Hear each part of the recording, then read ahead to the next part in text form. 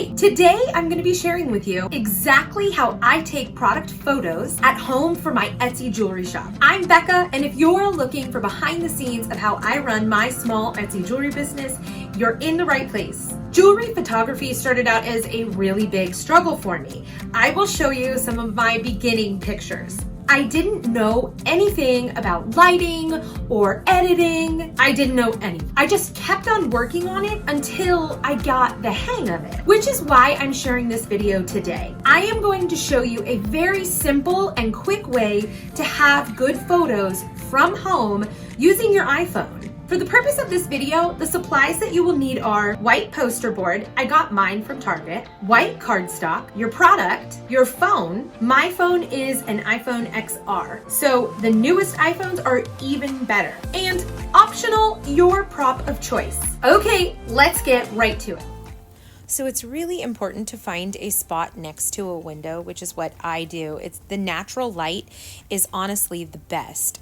And I would even turn off the room light as it causes extra reflection that doesn't necessarily need to be there. So here I am just going into my phone and checking the settings. I like to keep it at a 1.1 ratio, which is square, which is good for Instagram and both Etsy. So now I'm just gonna zoom up and I'm gonna move around and double tap to focus on certain areas. And I basically am just moving around to see if I can get the best picture possible or see what angle it is. I use this white paper to reflect the light back onto the jewelry from the opposite side. And sometimes it really helps to brighten it and bring out the luster and the shine. So you're just going to see me playing around with the lighting and with all of the different props I have to see what looks best. And basically that's what it is you really just need to move around. Here you can see the difference between the shaded and the not shaded. Sometimes the shaded is actually best because it allows the detail to show more. Okay, so now we're going to jump into the editing portion. I'm going to use Adobe Lightroom Photo Editor. I am not a professional, but what I can tell you is there are some awesome YouTube tutorials. I will link them below, and they show you in depth how to use this app. So I am going to show you how I use Lightroom. I start off by cropping the picture I'm after, and I just keep going until I see what I want to see from the picture. I move it around, I adjust things, I flip things until I'm happy with the layout and the feel.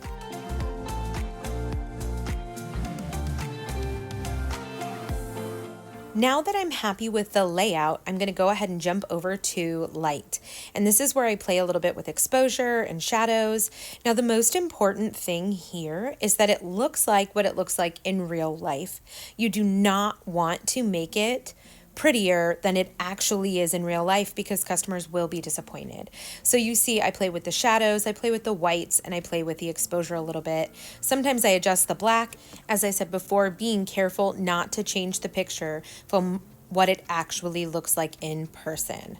Now I'm going to pop over to detail and I play with the settings on this area.